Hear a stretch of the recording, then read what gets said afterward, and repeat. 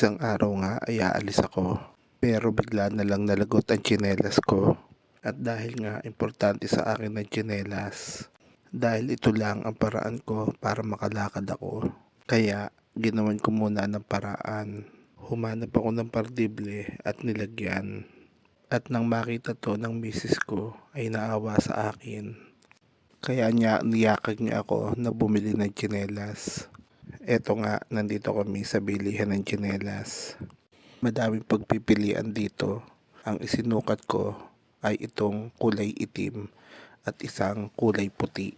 Pero dahil sa tuhod ko ilalagay at sa binti kailangan ay pinakamalaki.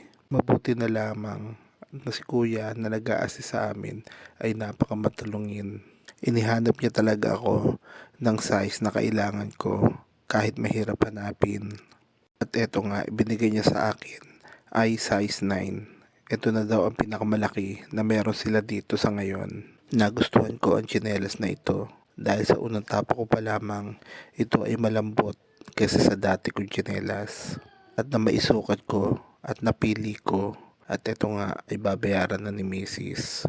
Pagkabayad ay lobas na kami at pumunta sa pamimilhan ni Mrs. ng kanyang mga paninda.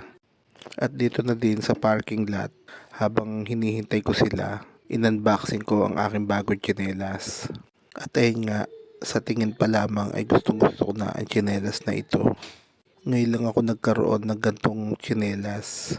Ngayon lang ako nagkaroon ng ganitong kamahal na tsinelas. Dahil nung bata naman ako, wala kami pambili ng ganito. Mahirap lang kami.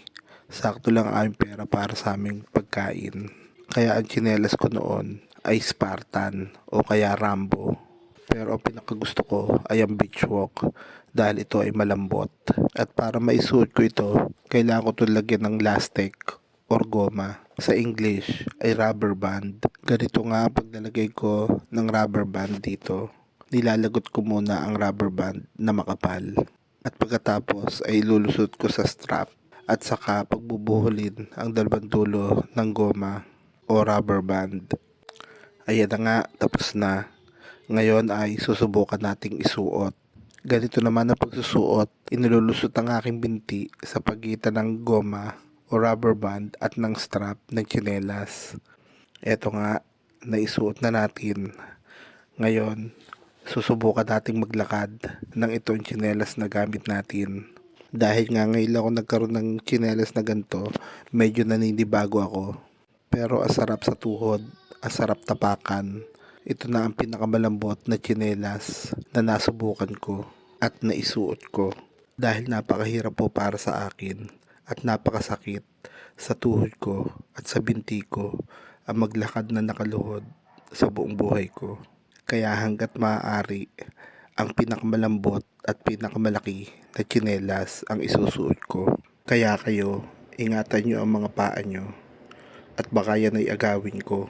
Salamat sa Diyos na kahit ganito ako pinanganak na walang mga paa, ay nagkakaroon pa rin naman ako ng aking mga pangangailangan. At salamat sa asawa ko na mapagmahal at lagi sumusuporta. Hanggang dito na lamang. Maraming salamat sa panonood. Hanggang sa muli.